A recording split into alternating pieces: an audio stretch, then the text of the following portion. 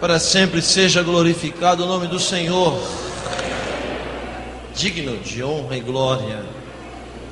Evangelho de Lucas, capítulo 6, do verso 6 até o 11. Eu disse ontem aos irmãos que hoje estaria pregando sobre Êxodo 32, mas eu vou fazer isso só amanhã. Amanhã eu vou falar sobre riqueza e os seus níveis. Riqueza não trata-se só de finanças. Riqueza tem nível, a saber, 4 níveis de riqueza. Nós vamos falar sobre isso amanhã.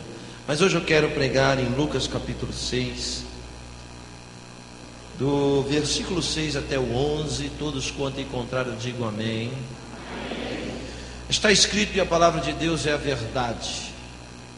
Sucedeu que em outro sábado entrou ele na sinagoga e ensinava.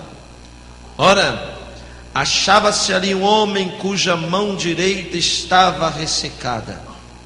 Os escribas e os fariseus observavam-no, procurando ver se ele faria a cura no sábado, a fim de acharem de que o acusar. Mas ele, conhecendo-lhe os pensamentos, disse ao homem da mão ressecada: levanta-te e vem para o meio.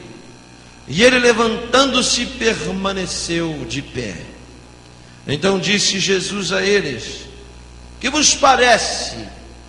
É lícito no Shabat fazer o bem ou o mal? Salvar a vida ou deixá-la perecer? Evitando a todos ao redor, disse ao homem: estende a mão. Ele assim o fez, e a mão lhe foi restaurada.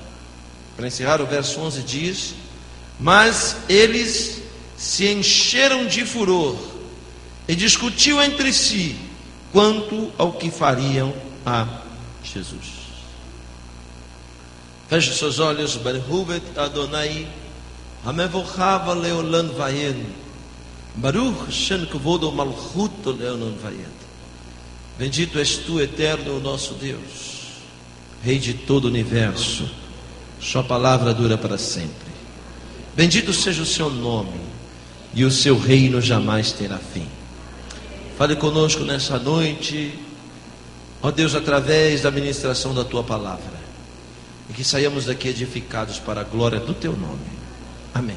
Só os salvos sentam dando glória a Deus. Não feche a Bíblia, por favor, mantenha ela aberta.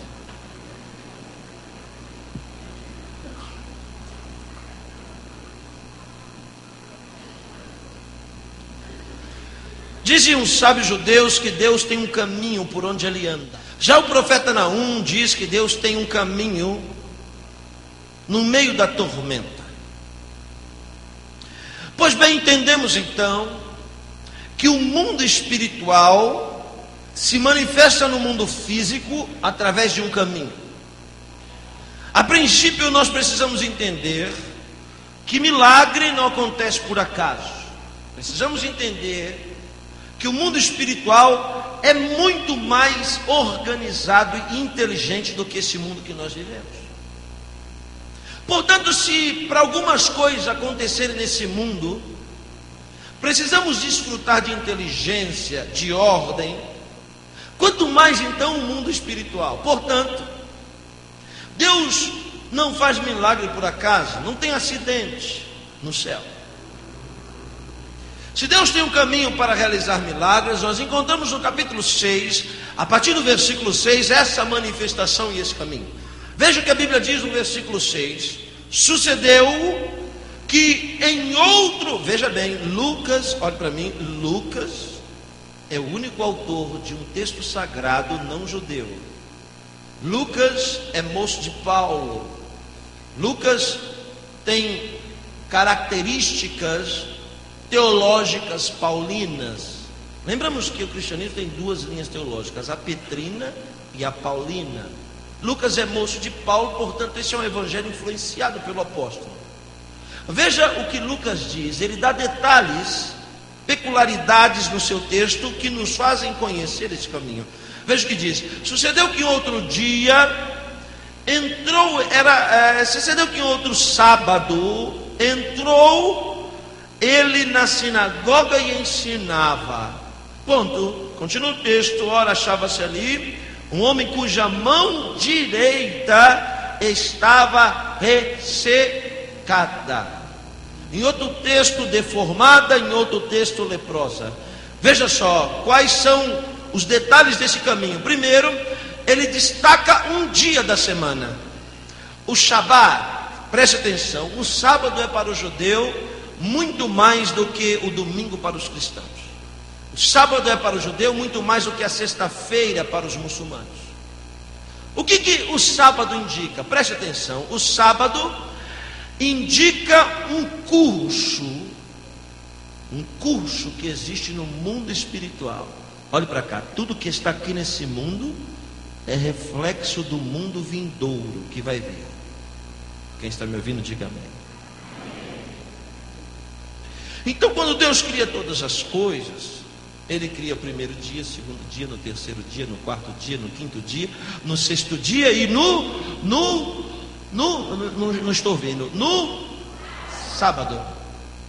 Observe que esse curso, que nós chamamos de semana, poderíamos dar outros nomes, fase, poderíamos dar outro nome, tempo, mas preste atenção, quando nós chegamos no Shabat, no sétimo dia, entenda o que eu estou dizendo. Existe o oitavo dia da semana? Nono dia da semana? Não. Então o que acontece na nossa semana quando chegamos no sábado? Ela volta de novo pro primeiro dia.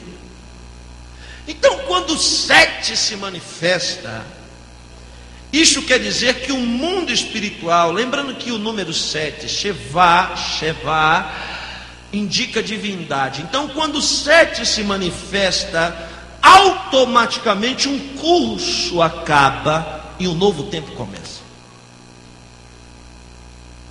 Toda vez que Deus se manifesta nesse mundo, Ele se manifesta para dar fim a uma fase e dar início a um novo tempo. Quem está me entendendo, diga glória a Deus. É como se fosse o virar de uma página para um tempo novo que se escreve. Esse é o verdadeiro fundamento do Shabat. Se o Shabat é a eternidade, é o símbolo da eternidade, então quer dizer que quando o 7 se manifesta, tudo muda. Agora ouça, ele está dizendo que Jesus entrou numa keilah, numa kahal, em uma sinagoga, em uma, entre aspas, igreja, onde os judeus se encontravam para celebrar. É no Shabat, o dia mais importante para os judeus, que se muda os rolos da Torá, que nós chamamos de Parashot. Os 5 primeiros livros, ele é dividido em porções semanais, e para que nós possamos estudar a Bíblia durante o ano inteiro. Então quando chegamos no Shabat, essa porção termina e começa uma nova. Então por isso que todos vão ao templo no Shabat, para ali ver um novo texto, estudar uma nova paraxá. Jesus vai ao templo, ou melhor, vai a uma congregação, a um santuário, a uma igreja. Ele vai para essa igreja, ele vai para essa keilah, ele vai para essa congregação e lá se assenta para o culto. Lucas diz que lá naquele culto tinha um homem com um problema seríssimo. Aquele homem já tinha experimentado um grande milagre de Deus na sua vida. A Bíblia diz que a mão direita dele estava ressecada, leprosa, deformada. Isso quer dizer que talvez quando ele ficou leproso, ele deve ter feito um voto, um pacto com Deus. Eu não sei, eu estou aqui tentando assimilar, porque ele deve ter feito algo tão forte para Deus livrar ele daquela lepra, que a lepra estancou no seu punho. Não passou para o braço e consecutivamente para o corpo, mas ela estancou no punho. Isso já é um grande milagre. Porém, a sequela dessa lepra permaneceu na sua vida. A sua mão direita, e Lucas é enfático em dizer que era a mão direita deste homem, estava ressecada, leprosa. Preste atenção, esse homem a gente não sabe quem é, nós vamos saber só quando chegar no céu. Mas ele é um exemplo de fé para nós. Sabe por quê? Deixa eu lhe explicar. era proibido um leproso andar no meio da sociedade, ainda que fosse uma lepra pequenininha na pontinha do dedo. Uma vez declarada lepra pelo Gadol Cohen, pelo sacerdote, ele tinha que ser excluído da sociedade. Agora veja, esse homem estava leproso, ele estava proibido de andar no meio da sociedade, muito menos ele podia estar dentro de um templo. Se alguém pegasse ele leproso dentro de um santuário, ele deveria morrer apedrejado, ou seja, estava correndo risco de vida. Eu fico pensando nos dias de hoje, quantas pessoas deixam de vir à igreja por tão pequenas coisas. Tem pessoa que não vem para o culto porque está frio, tem pessoa que não vem para o culto porque está calor, tem pessoa que não vem para o culto porque é jogo de futebol, tem pessoa que não vem para o culto. São tantas coisas. Aliás, somos peritos em dar desculpas a Deus.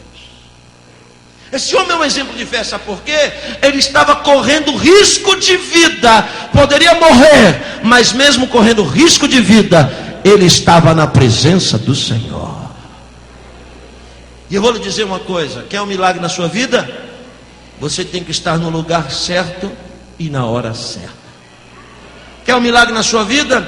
Não meça esforços para se encontrar com Deus. Quer um milagre na sua vida? Não deixe nada neste mundo te roubar o que é mais precioso: estar na presença do Senhor. Pare de dar objeções, desculpas, e se apresente, não importa o seu problema.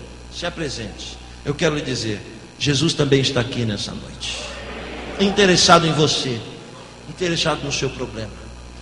A mão direita ressecada quer dizer que esse homem tinha muitas dificuldades em sua vida. Se ele fosse lavrar a terra, ele não poderia lavrar direito porque a sua mão impedia. Qualquer coisa que ele fosse fazer, ele fazia mal feito.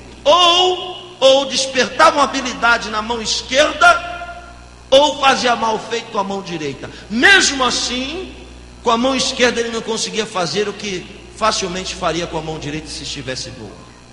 Agora, olhe para mim. Eu vou começar agora a abrir os segredos para você do mundo espiritual. Ouça. Quando um homem se apresenta para Deus, quando nós entramos na presença da Kadosh Baruch Hu, a primeira coisa que Deus olha para o homem não é para o coração.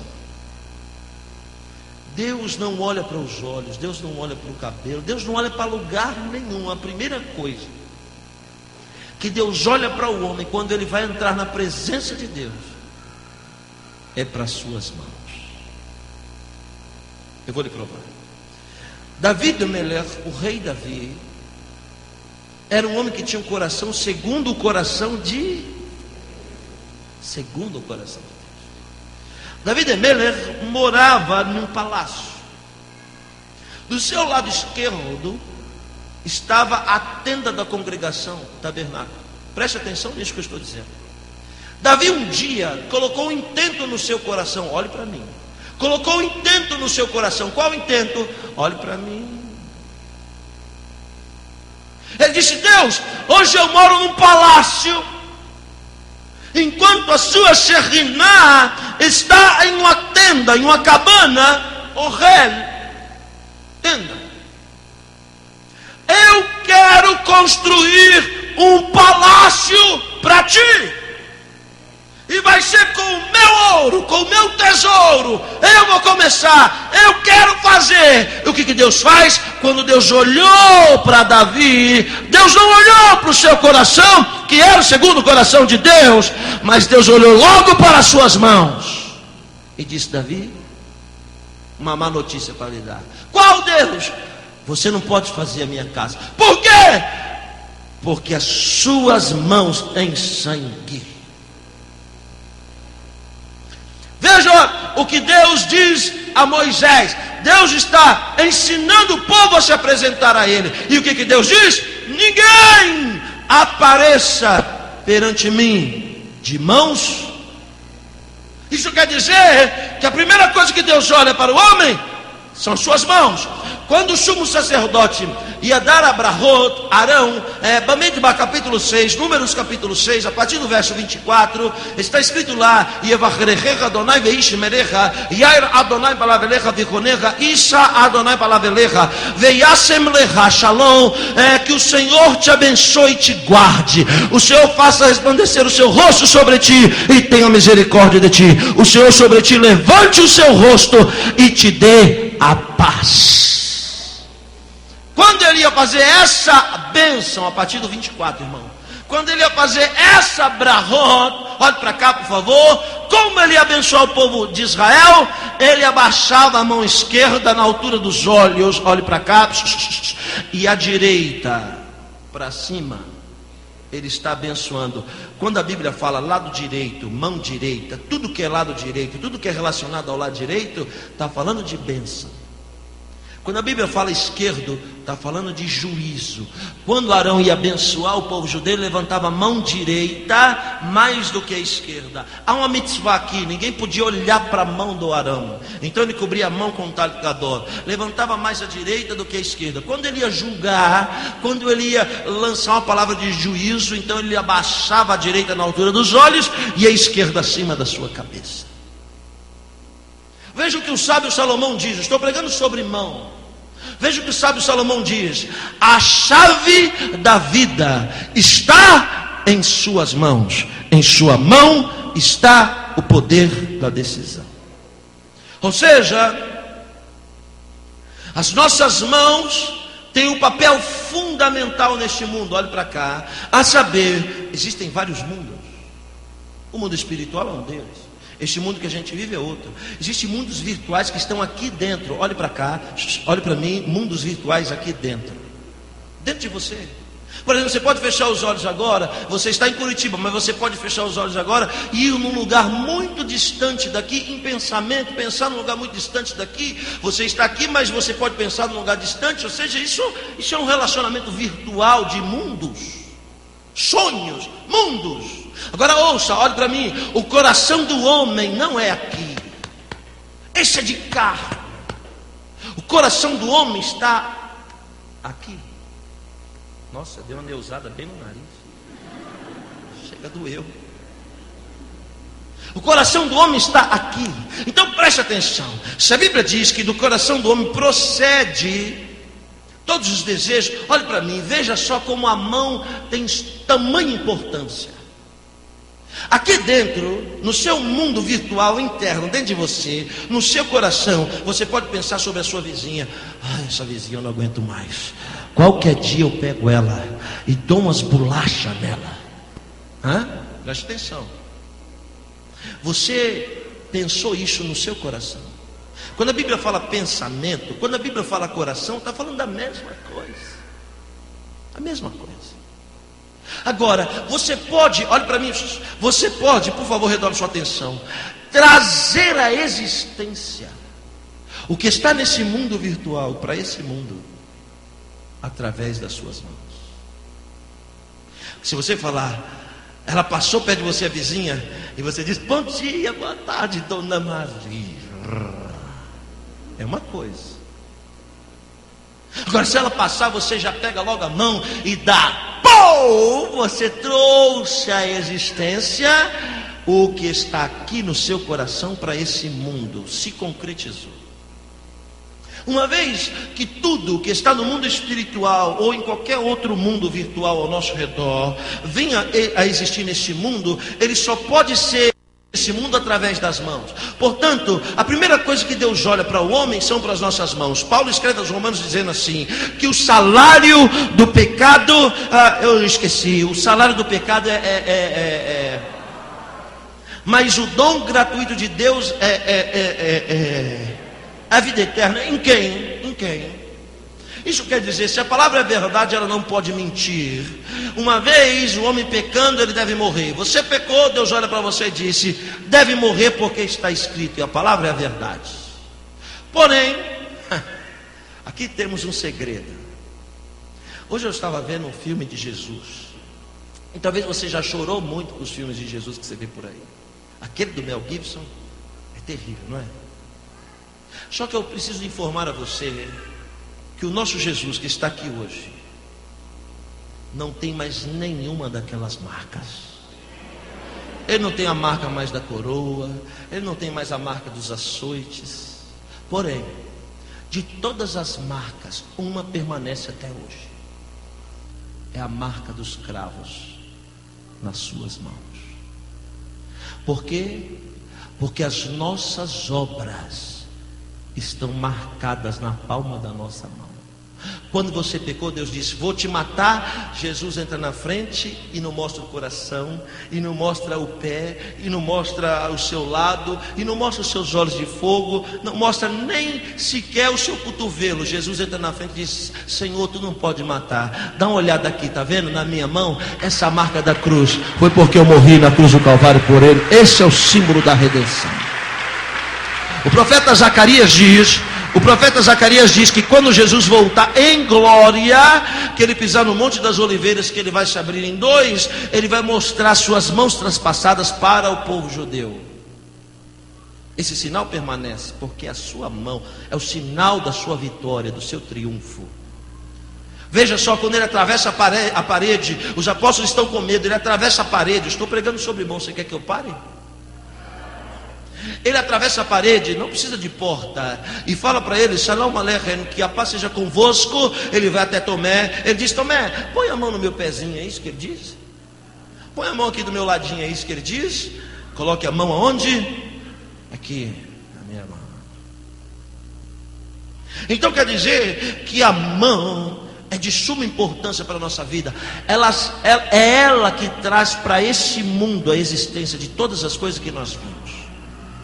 Você pode ter um plano, você pode ter um pensamento, uma ideia, mas para trazer para esse mundo você vai ter que usar suas mãos. A mão é uma das 8 portas de contaminação do homem, segundo o CITES, aqueles fios que ficam pendurados no nosso CITES, aqueles fiozinhos que tem 5 nós, que são 5 livros da Torá, e os 8 fios. Aqueles 8 fios são as 8 portas de contaminação que o homem tem. O homem pode pecar pelo que ele vê, 1, pelo que ele cheira, 2, pelo que ele fala, 3, o homem peca pelo que ouve, 4, o homem peca pelo coração, 5, órgãos genitais, 6, 7 pés e 8 as suas mãos.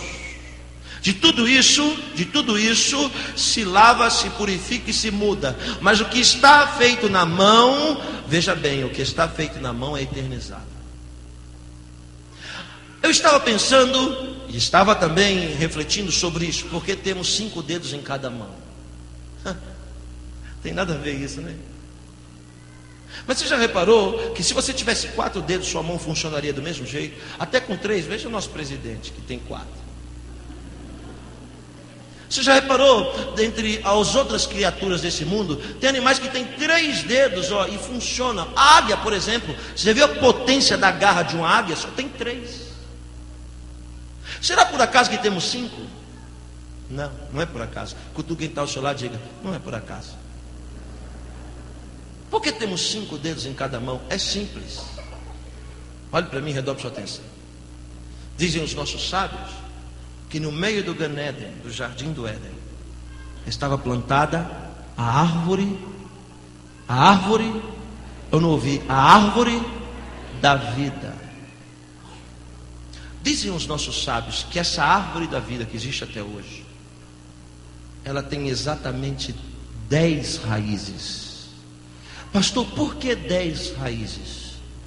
Porque são as 10 sefirot, as 10 emanações de Deus desse mundo. Grave bem o que eu vou lhe dizer.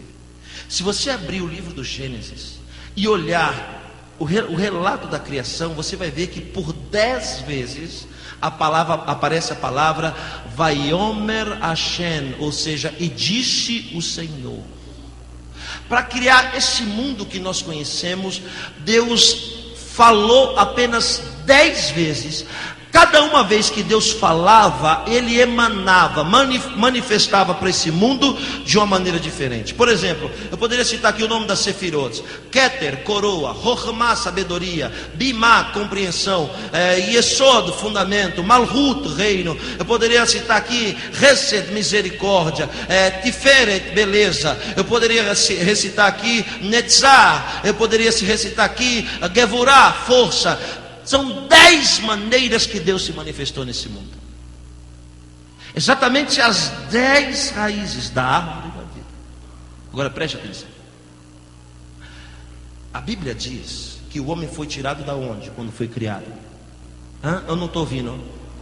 Da onde? A raiz da árvore, ela entra onde? Aonde? Eu não ouvi. Aonde? Ora. Isso quer dizer, os nossos sábios dizem que nós somos tirados daquela terra que estava ao pé da árvore. Somos da terra. Veja bem, a Bíblia fala, a Bíblia é enfática em dizer que nós somos árvores. Olha só, aquele cego, o ceguinho estava lá, Jesus foi curar ele, não foi? Quando Jesus colocou os dedos nos olhos do cego, Jesus fez uma pergunta para ele: o que você está vendo? O cego disse o quê? Estou vendo os homens como... Alguém deve pensar: Jesus teve que curar em 2 tempos. Não, você está enganado. Jesus passou do limite, ou seja, exagerou na receita. Porque na verdade nós somos árvores mesmo. Ou seja, Jesus colocou o dedo e disse: o que você está vendo? Abriu a visão natural e espiritual. Ele disse: eu estou vendo os homens como árvores. É como se ele visse anjos aqui. Você não está vendo. Por quê? Porque a sua visão está calibrada para esse mundo. Quando Jesus colocou a mão nos olhos dele, descalibrou. Tanto que ele estava vendo o mundo espiritual. Estou vendo um monte de árvore andando. Jesus disse: ixi, exagerei. Colocou a mão de novo e calibrou ele para esse mundo. Quando ele disse: estou vendo os homens como árvores, não que ele ainda estava cego, ele estava vendo mais do que devia ver. Quem entendeu, diga amém. A Bíblia diz: como árvore plantada junto Você vai ver que por várias vezes Deus nos compara a árvores. Agora ouça-me, não é por acaso que são 10 mandamentos. Você já viu Jesus contando a parábola das 10 virgens? Por que ele não falou 7 virgens? Por que ele não falou 12 virgens? Por que ele falou 10? Sabe por quê? Porque o homem, quando é criado, ele é criado com a plenitude de Deus. As 10 emanações divinas para esse mundo vive dentro de nós. Quando você já reparou? Às vezes você está com o coração tão bondoso, a misericórdia chegou e parou em você. Você dá o seu casaco. Toma, meu irmão, Deus mandou te dar. Você já reparou? É uma dessas raízes. Ela está dentro de você. Então, quando a misericórdia, o amor, quando você já sentiu isso? Você está cabisbaixo, moribundo, de repente acontece uma situação, do nada você fica forte. Gevurar, força, uma das raízes. Yesod, Yod, tanta coisa que se manifesta dentro de você. São as 10 emanações de Deus para esse mundo, dentro de você. Agora ouça. 10 virgens, Jesus diz que 5, um lado da mão, era prudente, e 5 era imprudente. Isso quer dizer que se aquelas 10 virgens é a igreja, metade não funcionava direito. Olhe para mim, este homem, metade dele não funcionava direito, porque 5 das emanações de Deus estava ressecada sobre a vida dele, não funcionava. Mas graças a Deus ele estava no lugar certo, na hora certa. Como você também está aqui nessa noite. Tudo que não funciona na sua vida vai funcionar, porque Jesus está aqui. A Bíblia diz, vamos continuar, versículo 7. A Bíblia diz: os escribas e fariseus observavam-no, procurando ver se ele faria cura no sábado, a fim de acharem de que o acusar. Olhe para mim. 2 tipos de pessoas na igreja. Primeiro grupo, aqueles que vêm só para ficar olhando, aqueles que vêm só para criticar, aqueles que vêm só para dar palpite, aqueles que vêm só para atrapalhar,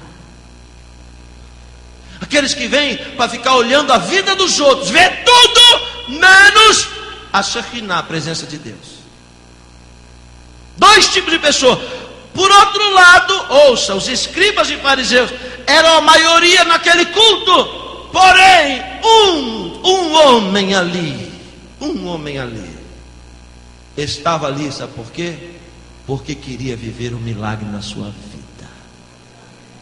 Tem gente que vem para observar, para dar palpite, para criticar e para questionar. Por outro lado, tem gente que vem em busca de um milagre na sua vida. Eu não sei de que lado você está, mas se você está do lado de quem está à busca de um milagre, pode levantar a mão para o céu, abrir a boca e dar um glória a Deus, exaltando o nome do Senhor.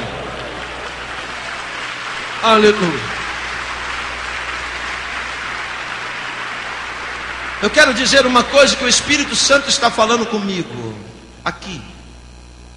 Eu quero lhe dizer isso. Alguém está de olho em você, viu? Alguém ao seu redor está de olho em você. Eles querem ver se esse teu Jesus vai se manifestar mesmo.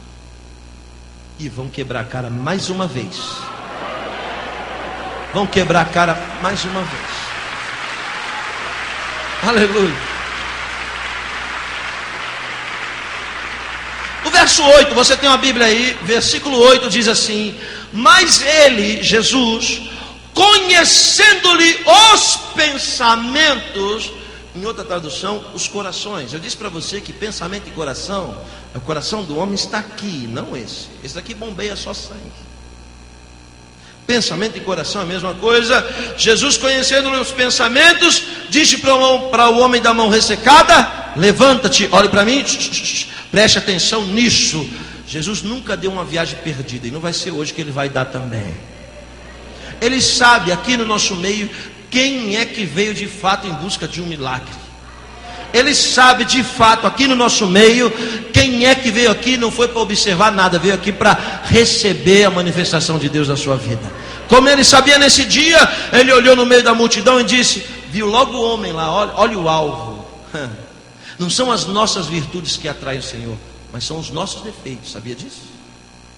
Jesus não está interessado nas nossas virtudes, sabe por quê? Porque nós nos gloriamos com as nossas virtudes. A gente acha que elas são suficientes para nos livrar, para tanta coisa. Mas olha só o que atraiu Jesus: o defeito do homem. Só o homem sabia. Ele estava com a mão toda enrolada num pano no bolso. Ele ia para o culto, tudo que ele fazia, tudo bem, não tirava aquela mão no bolso. Ninguém sabia, senão ele não estava ali. Existem coisas na nossa vida que o nosso marido não sabe, que a nossa esposa não sabe, que o nosso irmão não sabe, que o nosso filho não sabe, que o nosso pastor não sabe, mas que Jesus sabe. Ele sabe. Ele sabe qual área da sua vida está deformada, ressecada.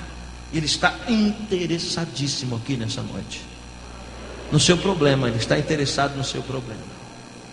Olhou e viu o homem está lá no meio do povo. Quando o homem viu Jesus olhando para ele, talvez ele deu aquela gelada, sabe? Jesus olhou para o homem e disse assim: você aí de camisa verde, levanta-te. Imagina o que passou na cabeça dele. Ixi, gelou. Falou, tomara que não seja comigo. Jesus, não, é você mesmo. De camisa verde aí. Ele olhou para trás. Você aí com a camisa do Curitiba, é você. Aí ele já sabia que era ele mesmo. Jesus olhou para ele, e olha aqui, preste atenção. Jesus olhou para ele e disse: fica de pé, se levanta. Quando a palavra profética vem ao nosso encontro, ela desafia a nossa fé. Ele tinha livre-arbítrio ali para fazer, sabe o que? Permanecer sentado. Mas se você quer realmente que Deus entre nessa tua causa, você tem que obedecer à voz dele. Jesus disse: pode ficar de pé. Sabe por quê? Eu nunca vi na Bíblia Deus fazer um milagre na vida de crente prostrado. Você pode ter entrado aqui se arrastando ou prostrado, mas o Senhor hoje vai te colocar de pé. Levanta-te! E o homem pensou: e agora o que eu faço? Ele decidiu pela vitória, se levantou, se tremendo todo, mas se levantou. Jesus disse: vem para o meio. E a Bíblia diz que ele permaneceu de pé. Chega, minha irmã, chega, meu irmão, de inconstância, de sobe e desce, de altos e baixos. Chega. Chega, isso vai acabar na sua vida. Chega de se levantar e cair, de se levantar e cair. Deus está mandando lhe dizer nessa noite: você vai ficar de pé e vai permanecer de pé. Veja o que Jesus diz: fique de pé, mas não fique parado. Vem para o meio. Por que vem para o meio? Olha só, todos aqui estão me olhando e me vendo, e eu daqui vejo a todos, ok? Só que os templos judaicos do primeiro século, e até alguns nos dias de hoje, as Keilat, as Kavar, as sinagogas judaicas ainda são do mesmo jeito. Como as pessoas se sentam no templo? Não é assim, com todo mundo de frente para cá e eu de frente para vocês. Sabe como que é? Suponhamos que seja esse quadrado a sinagoga, certo? Então nós teremos cadeiras laterais, como estão os pastores aqui, daqui até lá no fundo. Lá no fundo, eles virados para cá, nessa lateral, sentado de frente para cá, e aqui nessa lateral, de frente para aí, fazendo com que todos ficassem de frente uns para os outros. E nós chamamos isso aqui de tribuna, mas em hebraico chamamos de bimá. A bimá ficava no meio, ou seja, o pregador do primeiro século, e alguns ainda nos dias de hoje, quando eles vão dar uma drashot, uma palavra, uma explanação do texto, ele fica no meio, ou seja, todos estão se vendo, se olhando e olhando para ele. Ele é o centro das atenções. Quem entendeu, diga amém. Olha o que a Bíblia diz: Jesus está nessa bimá, nessa tribuna no meio, está todo mundo de olho nele, e ele olha direto para o homem. Ele não está preocupado com os observadores. Os observadores estão aí para te distrair. Os fariseus e os escribas estão aí para mudar o seu foco. Mas eu estou lhe dizendo: não tire os olhos de Jesus. Continue olhando para Ele, não se distraia. Quem está entendendo o que Deus está falando aqui nessa noite? Jesus está no meio, ele olhou logo para o homem. Ele não está preocupado com os questionadores, com os críticos. Ele olhou para o homem e disse assim: vem para o meio, vem para o meio.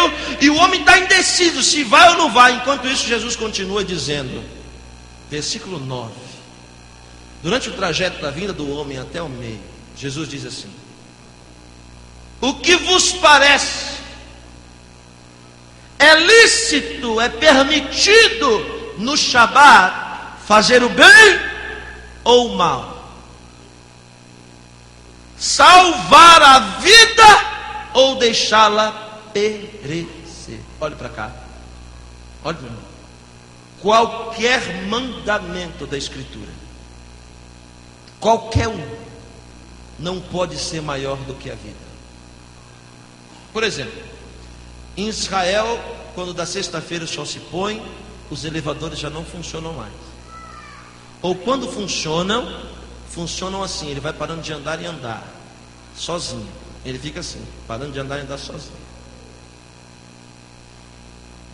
Por outro lado, os médicos judeus, se tiver uma emergência, um acidente, alguém estiver correndo risco de vida, ele pode ir lá e atender. Por quê? Porque a vida é maior do que o mandamento. O mandamento é para a vida. Portanto, olha o que Jesus diz: o que é lícito fazer no sábado? Os judeus daquela época não entenderam o que o sábado representava. O sábado representava a mudança de uma cena, de um curso. Jesus está ali para mudar esse curso. Por isso que ele diz em outro texto que ele é o Senhor do sábado. Quem está me entendendo, diga amém.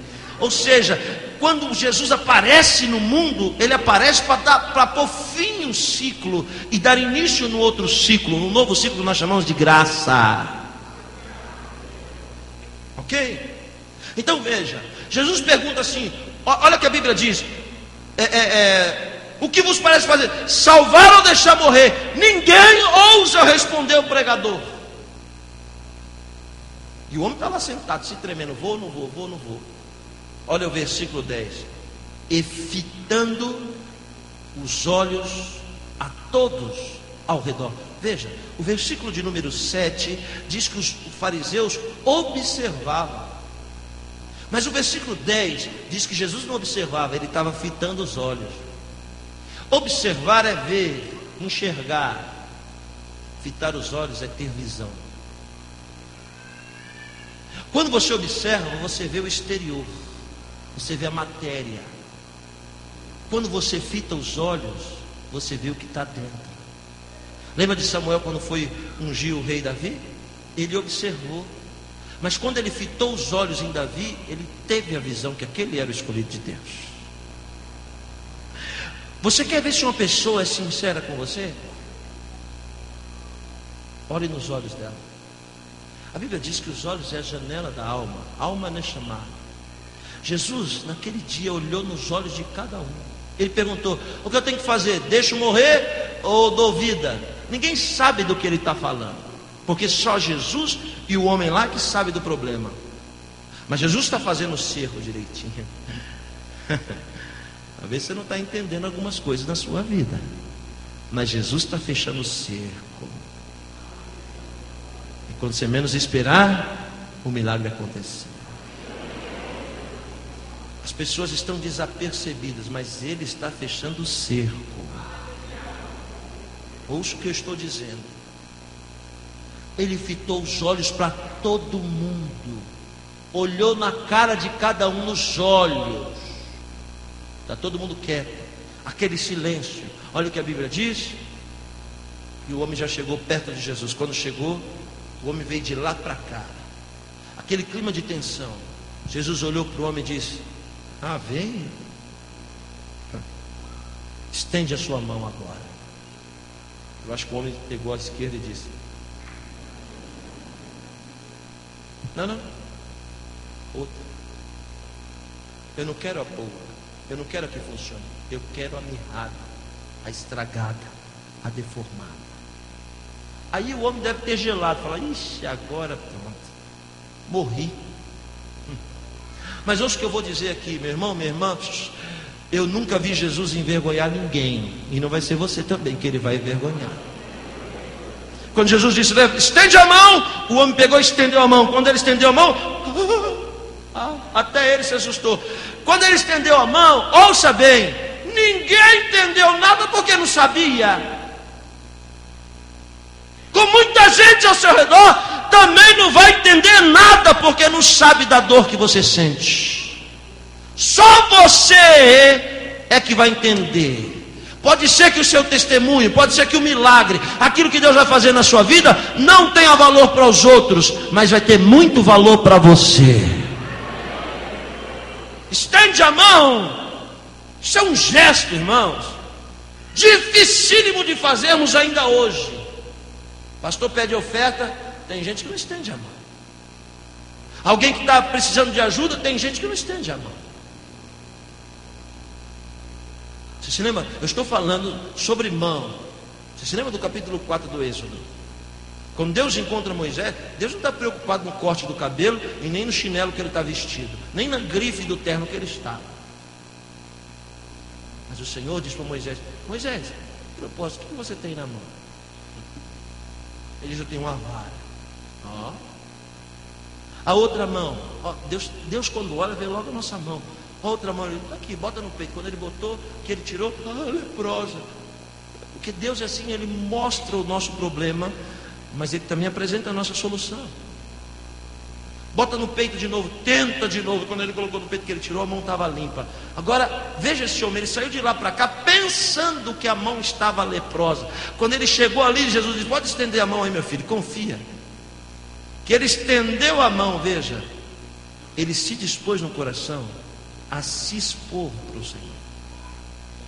Se você insistir em permanecer com essa mão no seu bolso, você pode estar ao mesmo tempo perto do milagre e distante dele. Mas se você chegar hoje perto do Senhor e se dispor a se expor a Ele, pode ter certeza, essa área deformada da sua vida que não funciona, vai funcionar. Sabe quando o milagre aconteceu? Não foi quando ele estendeu a mão, foi quando ele saiu lá do lugar e veio em direção ao Senhor.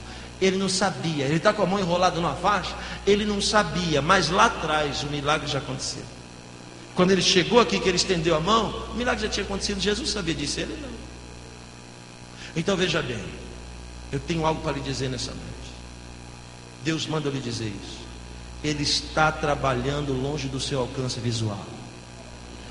O milagre da tua vida já aconteceu, a salvação na tua casa já aconteceu, a cura já aconteceu, o milagre, a porta aberta já aconteceu. Você ainda não viu, mas quando você se expor para o Senhor, vai vir à tona que o milagre já aconteceu na sua vida. Quantos podem glorificar a Deus nessa noite?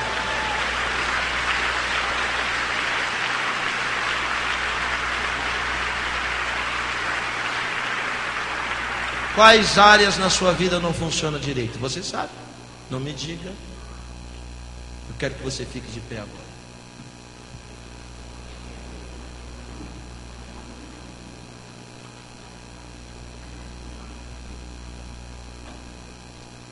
A primeira coisa que Deus olha para nós é para as nossas mãos. As nossas obras estão ali, boas ou ruins? Alguém vai me dizer: pastor, o senhor disse aí que o homem tem 10 dedos nas mãos, por causa das 10 emanações de Deus, das 10 sefirot lá da árvore da vida. Mas o homem também tem 10 dedos nos pés. Lógico, porque o homem tem duas naturezas: a natureza de cima e a natureza de baixo. Então, com as mãos temos a chance de fazer coisas de cima. Elas não podem fazer os papéis dos pés, coisas de baixo. Aqui está o lado espiritual, lá está o lado humano. Então você vai fechar os seus olhos por um instante, e com você, no seu coração, você vai pensar: qual área está deformada? O que precisa ser consertado? O que não funciona direito? Você pode fechar os seus olhos. Jesus está aqui nessa noite por sua causa. Eu preciso lhe informar isso. Você está no lugar certo, na hora certa. O Senhor está no centro desse culto. Está te desafiando. Há um desafio. Lembre-se, o Senhor não trabalha sozinho. Você faz a sua parte, Ele faz a dele. Você faz o que lhe cabe fazer, e Ele faz a dele. O que eu tenho que fazer, pastor? Você tem que se levantar. Não se prostre diante dessa circunstância, diante desse desafio. Jesus está dizendo: só comece, porque o resto eu faço. Só tome uma atitude, só venha agir.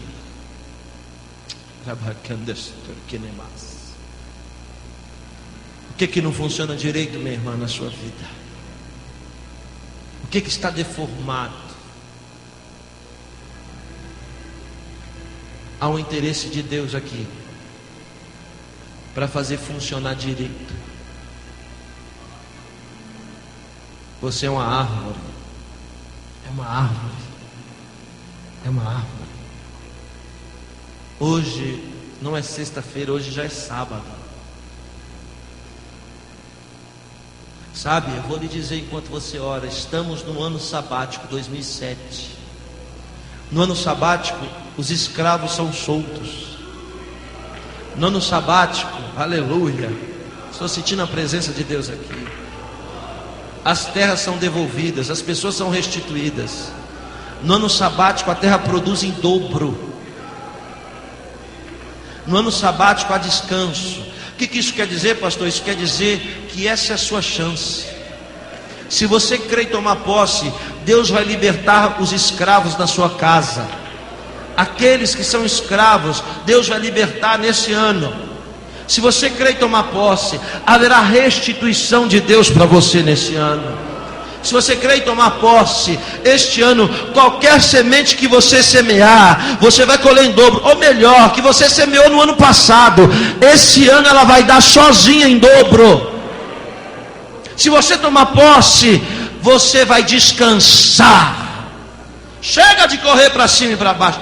Descansa no Senhor. Toma posse disso. Jesus está aqui, hoje é sábado. Hoje é o dia do milagre. Eu estou profetizando. Um ciclo da sua vida está acabando hoje. Eu estou profetizando. Um tempo novo está começando hoje na sua vida. Quem toma posse disso nessa noite? Levante as suas mãos para os céus. O Senhor quer ver as suas mãos nessa noite. Lembre-se, lembre-se. É na sua mão que Ele vai entregar a sua vitória. Está escrito: onde colocar as suas mãos, eu vou abençoar. Ele disse para os seus filhos: eu vou entregar os seus inimigos nas suas mãos. Aleluia.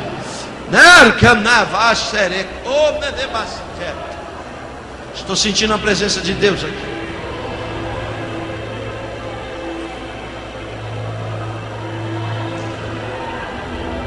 Quem põe a mão no arado não pode levantar e sentar de novo. Quem põe a mão no arado não pode voltar atrás.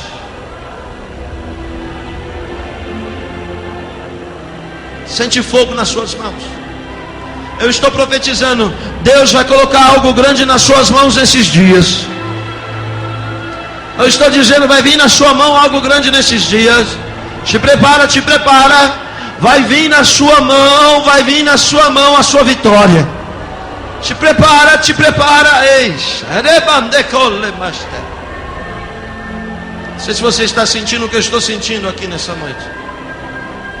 A Bíblia diz no livro de Samuel, capítulo 23, que Eleazar lutou a noite inteira até a espada ficar pegada na mão.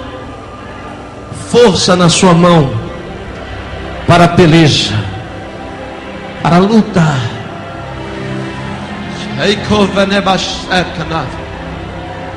Jesus disse para a igreja de Filadélfia, Jesus disse para João no Apocalipse: tenho na mão a chave da morte e a chave do inferno na minha mão. Quando o rei ia selar um decreto, ele selava com o anel de selar que estava na sua mão direita. A Bíblia diz, é garantia de Deus: colocarão a mão sobre os enfermos e serão curados. Recebe autoridade na sua mão. Seja lá qual área da sua vida que não funciona, vai começar a funcionar agora, se você se expor-se ao Senhor nesta noite. Abra sua boca agora e clame como adorando. Eu vou deixar você adorando, eu vou deixar você adorando.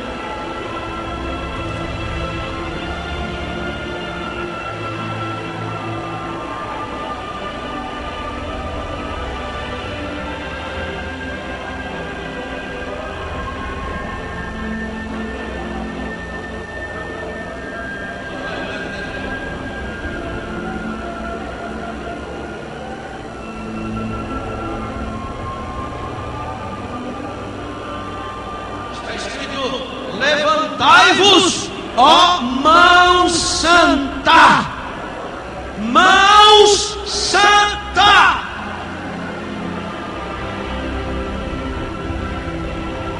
Mãos santa. O que nos diferencia do profano são as nossas mãos.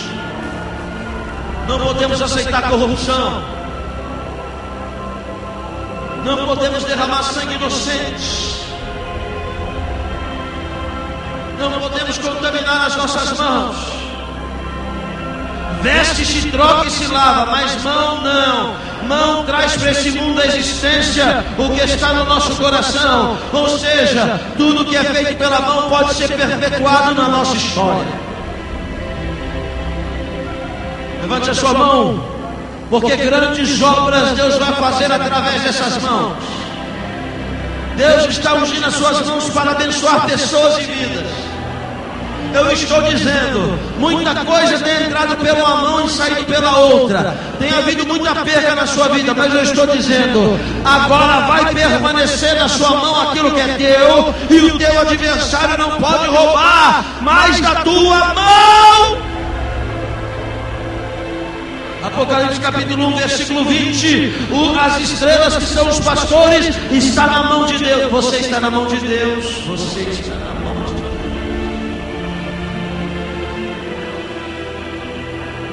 As mãos do Senhor não estão encolhidas para que não possa abençoar. A mão do Senhor está sobre ti. As mãos.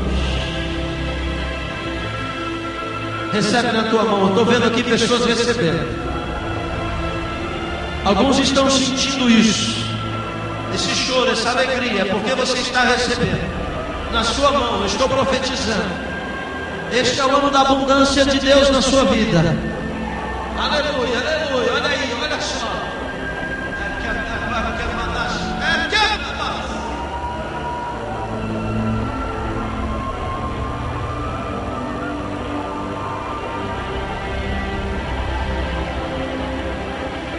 Só aqueles que vieram em busca de um milagre, abre a boca e glorifica a Deus.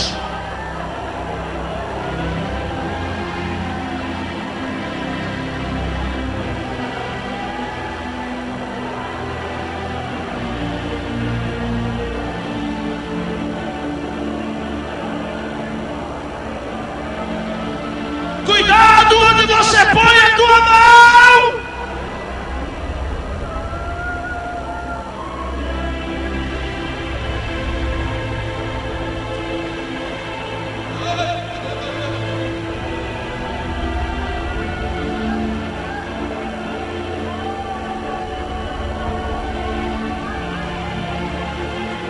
Eu estou vendo bolas de fogo aqui nessa noite sobre algumas mãos levantadas.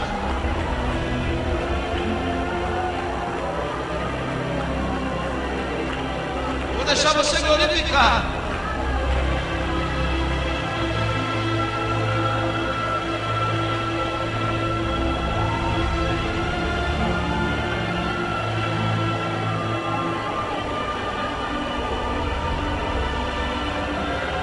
Está vendo uma transferência de Deus para você agora, das mãos de Deus para a sua mão. Você pode receber isso?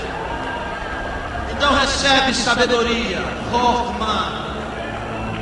Então recebe misericórdia, recebe coroa, keter, recebe dimá, compreensão, recebe yesod, empatia, recebe o reino, malchut, recebe de Deus, recebe netzar, recebe, vai recebendo de Deus na sua mão. Eu estou dizendo, tudo que não funciona, vai funcionar a partir de hoje. Tudo que está mirrado, tudo que está deformado, agora vai ser restabelecido.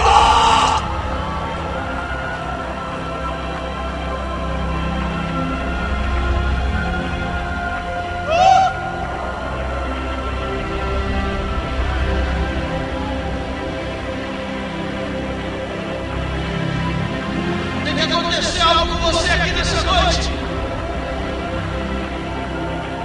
Muita gente está de olho em você lá fora.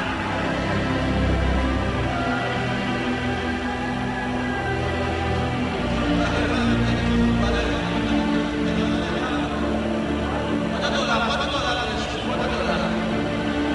Não se preocupe com ninguém, só adore, somente adore.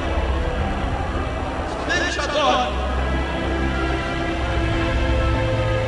Vai receber na tua mão um anel de autoridade. Vai receber na tua mão a espada. Recebe na mão o seu escudo. Recebe, está vindo na sua mão. Você não vai funcionar mais pela metade. Você vai funcionar na plenitude. Recebe na tua mão aí. Deus.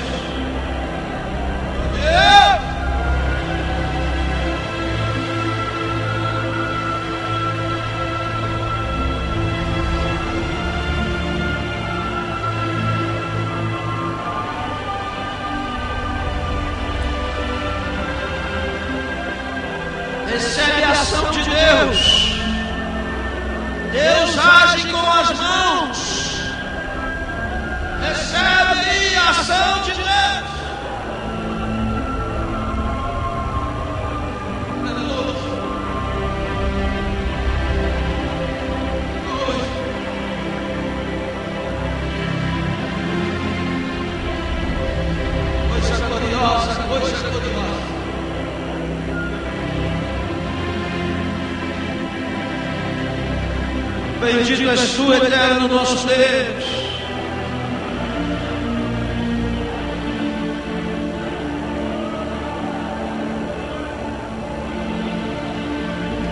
Salmo de número 150. Aplaudi com a mão todos os povos, então aplauda ao Senhor e com as suas mãos renda a Ele louvor, renda a Ele adoração, com as suas mãos expresse a sua gratidão. Aleluia, aleluia, aleluia, aleluia.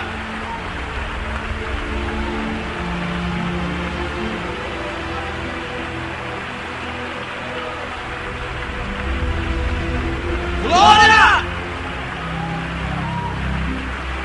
Se assente aí no seu lugar. Se assente aí no seu lugar. Se assente aí no seu lugar.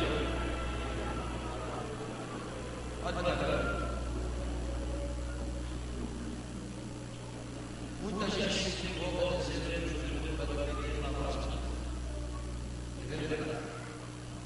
mas a Bíblia vai dizer se formos comer qualquer comida, não é obrigatório lavar as mãos, a não ser quando formos comer pão, ralar pão. Se formos comer pão, é obrigatório lavar as mãos. Se for arroz não, se for feijão não, peixe não, qualquer outro alimento não, caché. Agora, pão tem que lavar a mão. Sabe por quê? Porque temos 3 objetos aqui. O primeiro, pão. O segundo, a mão. E o terceiro, a água. Compõe aqui, entre essas 3 coisas,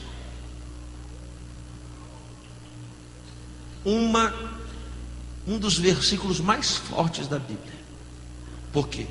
A mão somos nós. O pão é a provisão. Então veja o que está escrito no Devarim, no Deuteronômio. Nem só de primeiro objeto viverá o homem, segundo objeto. Entre o pão, que é o sustento, e o homem tem que haver o terceiro objeto, terceiro elemento, que é a palavra, água. Então, nem só de pão vive o homem, mas o homem vive da palavra, a mão, a água na mão, que sai da boca de Deus. Então, entre o sustento e o homem tem que ter a palavra. Arte Luz Produções, CDs, DVDs, capas, edição, criação e produção de artes gráficas. Na rua Rio de Janeiro, 985, Sobreloja, no centro de BH. Arte Luz Produções, trabalhando com arte para oferecer qualidade. Contatos pelo telefone 0 operadora 31 3224 4174. Visite nosso site www.arteluzproduções.com.br.